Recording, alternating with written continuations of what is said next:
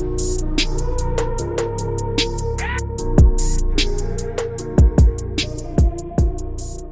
guys, I just wanted to give a quick update on when we are planning on meeting for youth group again. Nothing's set in stone.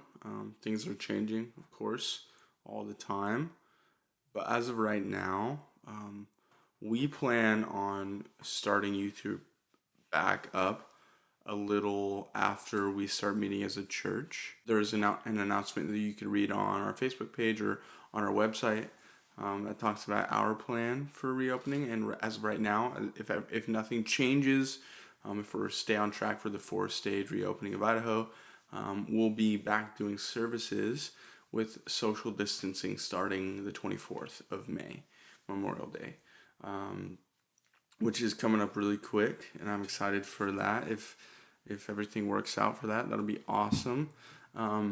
As of right now, if we're still on track with that same plan for youth group, we're looking at closer to mid to late June for when we start meeting again.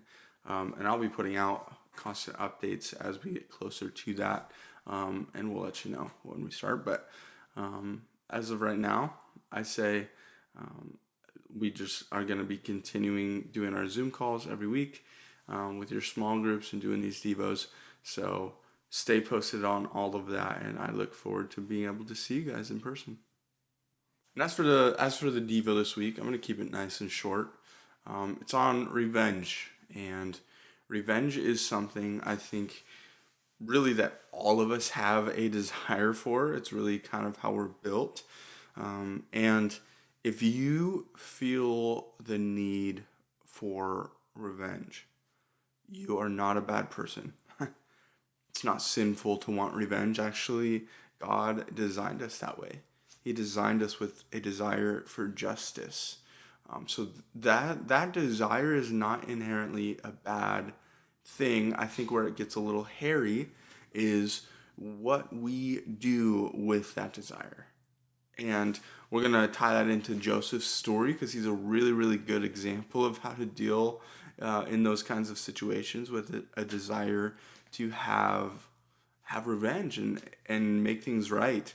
I think the really important thing is we need to have a desire not to right the wrongs that have been done to us. Our desire needs to be to make things right always. There's a slight shift of perspective. The desire should not be to right the wrongs that have been done to us. It should be always, in every situation, to make things right.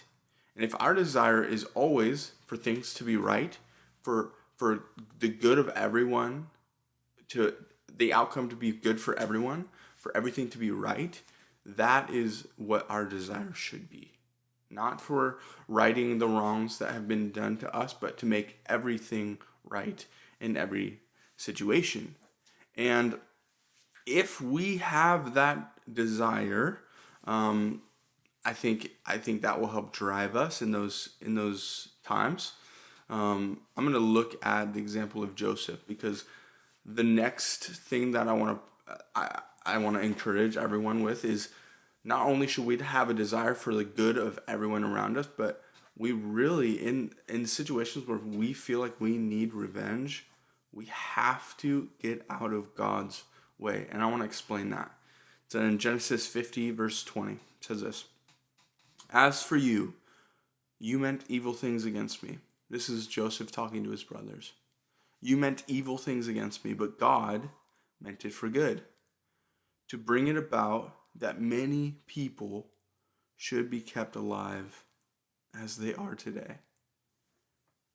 That is Joseph's perspective on him literally being sold into slavery. He was like, "Okay, guys, I know," to his brothers, he said, "I know that you meant this for evil, but God meant it for good, and he brought good about." So my encouragement to you is that when you have a desire to get back at someone for revenge, I challenge you to change your perspective. It should not be about righting the wrongs that have been done to you. It should be about making it right with everyone, making all things right, and allowing God to work in those situations by getting out of his way, by allowing him to really be the one to bring the revenge, be the one to righteously do what he feels is best, and for his plan, because it's always going to be good, for his plan to unfold. And that's my encouragement to you.